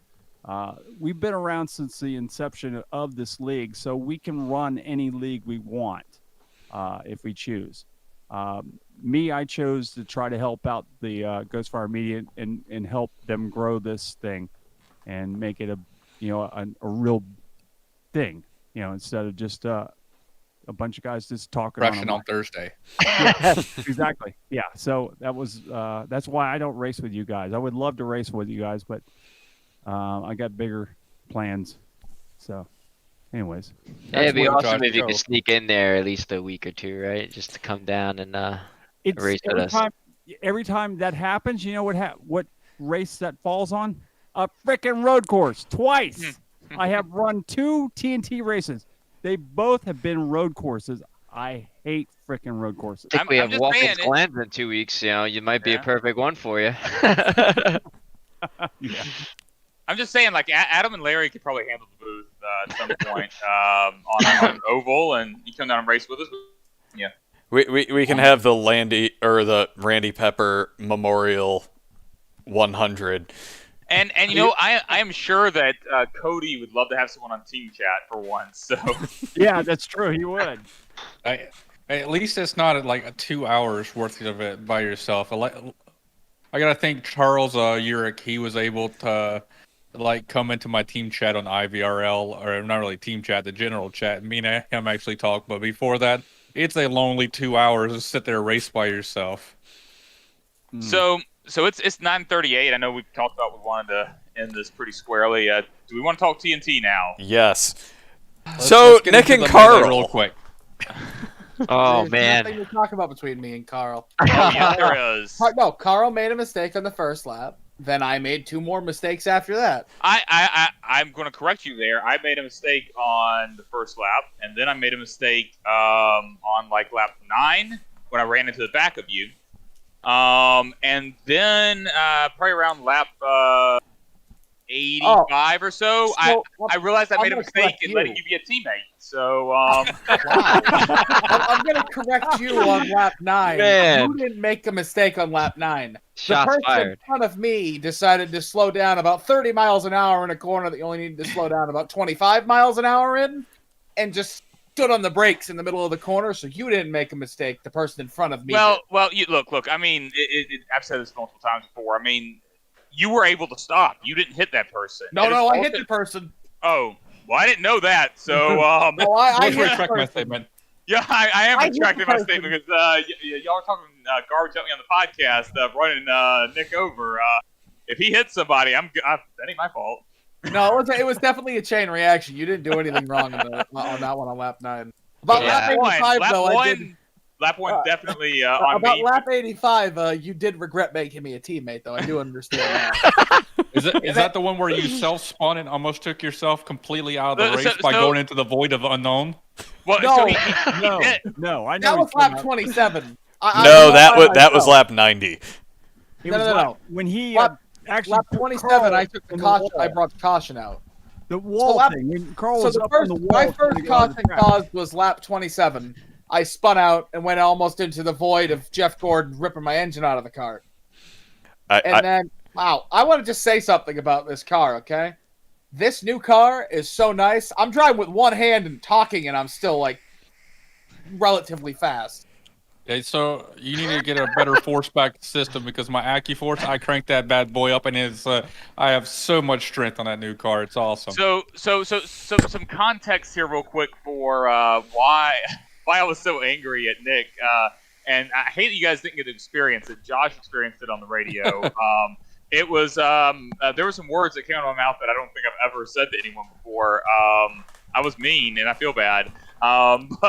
But here's how it played out. So again, apologies, Nick, 'cause I did apologize right afterwards. But the way it played out was, we were restarting. I had just gotten back on the lead lap, and so I had 2-point caution points against me. I knew that one more would get me disqualified, which I was not letting happen.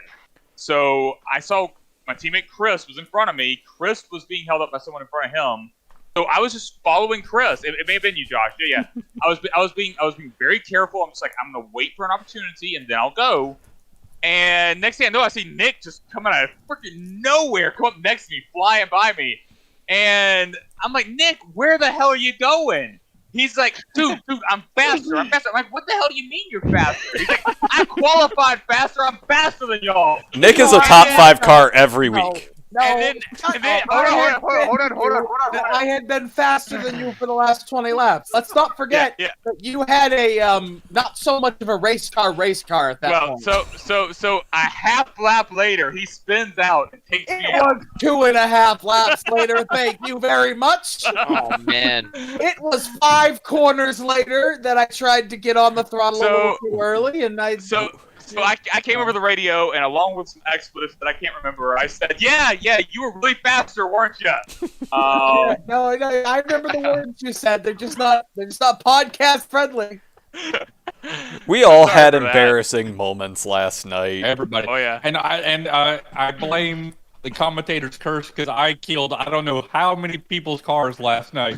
You did I was me, select them. It's like Blake. they were Yeah. gone.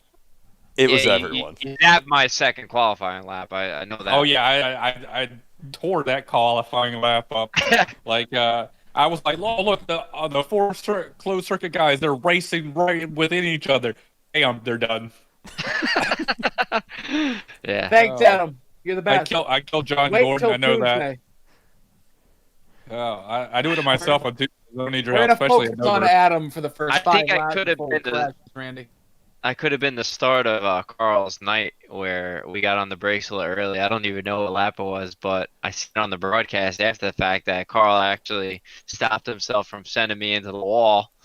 And I appreciate that, Carl, but it kind of took you out of the race. So Well, look, Yeah. I mean, you got to always be in control of your own car, and if I was having to brake that hard, to stay off of you, I was probably following you too closely, anyways. You either need to leave a gap there, or you need to make a pass. I mean, you can't really just get right on someone's ass unless you're willing to spin them. So, and I obviously, early in the race, I was not at all going to do that.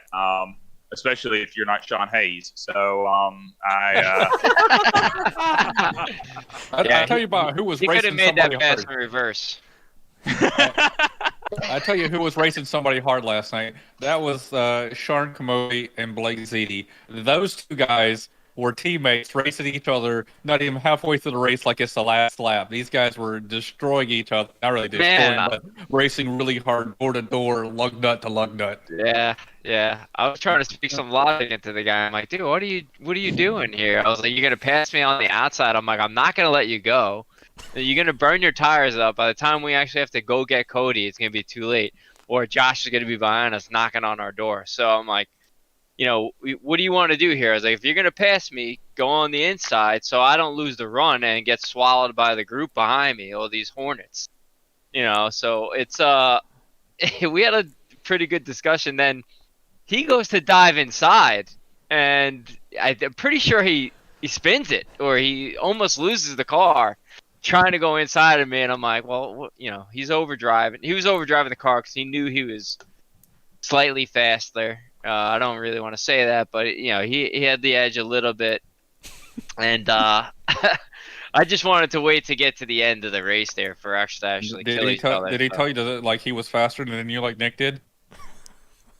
Yeah, no, he didn't physically say it, but yeah, I would never let him admit it either. But I'm trying to hold him off, man. He's the guy's always putting pressure on me to be better, man. So quotes from John from your guys' chat. You gonna let me up? Let you up?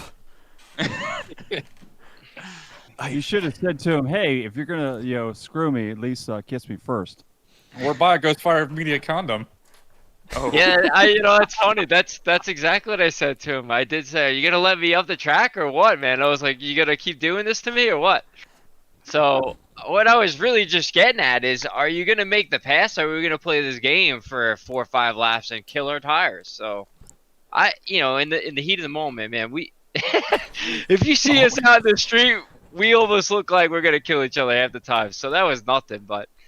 I'm trying to ask him, what's your plans here after you get around me? Are you going to go win the race? We got a lot of racing left. I will admit that both of you guys had me worried for most of the race because Sean was fast, you were fast, but I'll admit I took advantage of you two racing one another. And thank you. Yeah. I was that's who I was worried about. I could see you right behind us and Just lurking.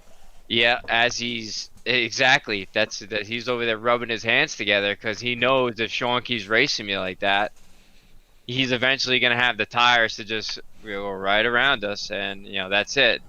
Josh Langston, another win. So there was no way I was touching Cody last night. He was running for pride last night. He definitely had a run, man. He was going good. I think there was a chance that if we had a long run at any point, things may because I mean, no offense to Cody or anything, but he has struggled a little bit on longer runs. I think that there's a chance, if we had a longer run, that things may have been different. But I mean, he raced the race. I mean, it was clear we were not going to have a long run. So I mean, he drove the damn tires off that car and had a win. There's no way you guys are going to have a long run as long as Nick was out there. So that is accurate. Hey, I just want to point out Nick had caused 3 cautions. I caused 2, so I'm not going to give him too much crap. I was at fault there a lot too, so not as much as Nick. I commend Nick for going to the void of unknown there. His car was a foot and a half of being in a place where it wouldn't have liked it because it would have shot him back to the pit road and towed him. yeah, he was almost in the pit road, and Carl was almost on the outside of the track because you got pinned against that wall, and you're up on 2 wheels, just riding the wall that goes to the outside of the track. I'm like, oh my God, he's gonna leave the track. Oh yeah, the one on the inside. Yeah, that was the one where I was screaming at him, and I was pissed off because at that point I was not going to try to put it in reverse. I just had my foot on the gas. I'm like, I do not care what happens at this point. I'm getting through this. I've got one fast repair, damn it. So let's race each other hard, man. Yeah, we pretty much have the exact same situation that you and Sean do. Is we'll have a little bit of respect, but we have a rule: the last 10 laps, there are no rules. Anything goes, yeah. That's how it's got to be. I mean, Well, look. it's too soon in the season to talk strategy and really if you're trying to get the guy his points and he's up way ahead of you, obviously you're going to do the right thing by him, but it's too early, man. Let's race, let's get it going. No, I mean I'm right there with you, and that's something even in the last 10 laps, like I can remember last season at some point in the Legends cars, Chris had a dominant car, and he made one mistake on the last lap, and I passed him, and it was one of those things where I didn't touch him, I didn't nothing, but I put pressure on him, and I felt guilty as hell about that. Like we were racing for a win, I got the win, and I still felt like, holy shit, I just stole that from you, and it felt awful. But that's how it goes sometimes. Like you're racing, and honestly, there's a lot of guys not on my team I would have felt bad if I had stolen it from as well. Like if that happens with Timothy St. Jean, like he's up there, he's about to win, like and I he makes a mistake and I squeeze in and grab him, I feel like crap. You Yeah, realize that Tim is only 6 points behind Josh in the points? He's well killing aware it, of that. crushing it. Yeah, 6 points right Crushing behind you, man. Guy's like a diesel engine, man. Just like slowly gets going and he just keeps trucking along. He's a good driver, Timmy. And he's like I say, he's an old legend, so he's been around this league for a long time. he also just started with iRacing, to where that's why it's taken him Yep. till now to really start showing his colors. And Yep. yeah, he worries me every week. He's got a great he's got a great feel for these cars, as John Gordon says. So Carl is sensitive about elder abuse. And that's not true, because I've spun Randy before. But sorry, Randy. Damn Carl, get the hell out of my track. God, But I already forgot where I was going with that. I got distracted by John there. Oh, well. So next week we're moving Elder to abuse. Vegas. Vegas. Yeah, never been there. It's gonna be good. In real life or the track? Never been there on the track in the game. No. Wow. And I've never been there in real life. Oh, you got to visit. I'll give a quick promo then for Vegas. If you're in Vegas, please stop at the South Point Casino and beautiful, the north side of town. Actually, south side of town, excuse me. And great place to stay. South Point. I know it's in the north side of town. Yeah. Yeah, I know it's on the north side of town, too. It's not pretty Oh, either. please tell me what's on the north side of town. I don't know. Downtown in it's like there's a section between the Strat and the downtown area, and let's just say if you're walking there after dark, you're liable to either get beaten up, robbed, or peed on. And it's You know sad this that the from last experience. of those is the Man. most preferable. And it doesn't have to be or. It could be all three. I would prefer to get peed on. I don't know. Hold on. Here's 20 bucks. Hey. Hold on. me. Can we put that on a shirt? I would prefer to get peed on. Please don't stab me. Just pee on me, please. Here's $20. Please don't pee on me. Oh, shit. I hate you. So It's my fault. I said it. I think we're at about the time for Randy's standard questions. Yeah, absolutely. All right, so let's go around the horn here and find out who we think is going to win this week's TNT race. So we'll start with our guest, Blake. Can't pick yourself, right? Correct. No, correct. All Love right, the that's confidence, understandable. though. Yeah, you got it. It's half mental. No, if I were to say, it's tight, man. These guys are driving good. I would think it's either going to be Josh or my buddy Sean here. He's got one coming, man. The guy's driving really good, but it's one day he's going to get it, and it could be this week. I don't know, unless I get in his way. Please do. Yeah. Nick. Yes. Who do you think's going to win at Stop Vegas? driving the car and I'm not driving the car. I was reading an email. My winner this week, I'm gonna go ahead and pick.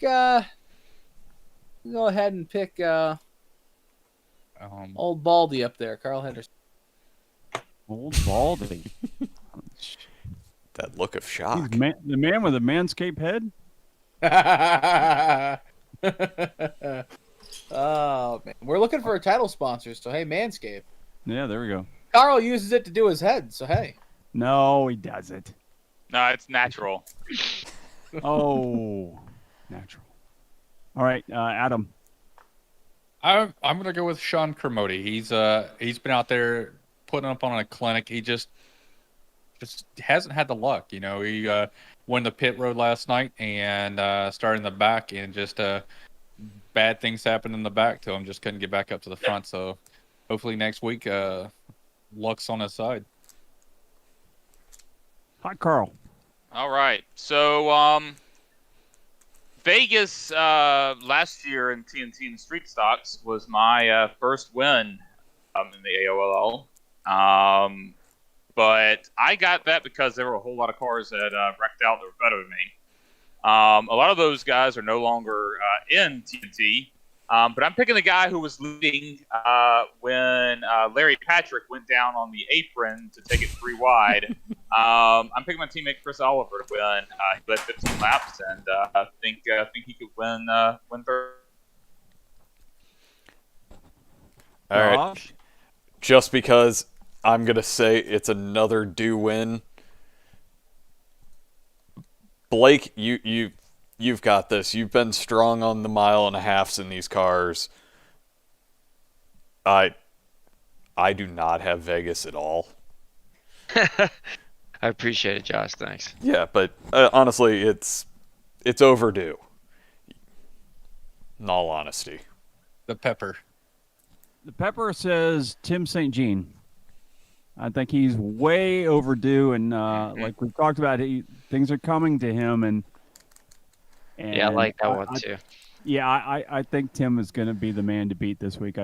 As long as you guys go green for a while, I think Tim will be the man to beat. Honestly, we look at a track that's very similar to Vegas. We go to the season opener at Charlotte.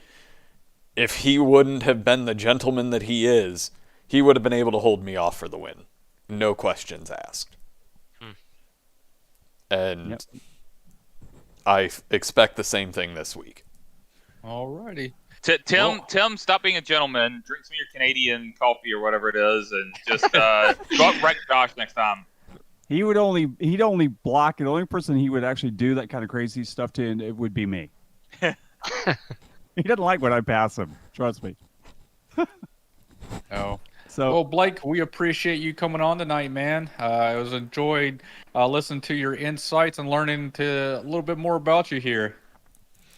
Yeah, thanks, guys. Appreciate you guys having me. It was fun getting together and talking. yeah, it's fun having you on here tonight, man. We'll see you again on Wednesday night, and then we'll see you again on Thursday night. And we wish you Awesome, best of guys. luck this season. So, All right, thanks, guys. And same to you guys, and have a great night. Thanks. all right, thank you. Thanks, Blake. I believe that's going to wrap us up for the night, as we have a prior engagement to get to after this, and I know everybody's ready to get out of here. And Nick's get already to in that. it. Yeah, Nick's already been Nick's already practicing. in it. Hey, All right, hey, yeah, I well- haven't been practicing. I've been driving the car around I have some news. Oh, okay. All right. So, all right. Very surprisingly, this thing gets really loose in traffic. Oh, great. Like, That'd I mean, snap loose. Bad. Okay, great. So We'll find that out in just a little bit. So let's wrap this thing up. From all the guys here in the Ghost Fire Media crew, we want to thank everybody for watching the podcast. And don't forget, we will have a racing broadcast on Sunday night with Josh Laston and Larry Patrick in the booth for that, the Cup Series Carl of the Henderson. Carl Henderson. Carl Henderson. Oh, that's right. Carl Henderson. I Close forget enough. you're in there. I can't, I'm trying to figure it all out too. One's so. bald, one has I don't some ever hair. watch that one. I never watched that one. Sorry, guys. One has talent, one finished third once. No big difference.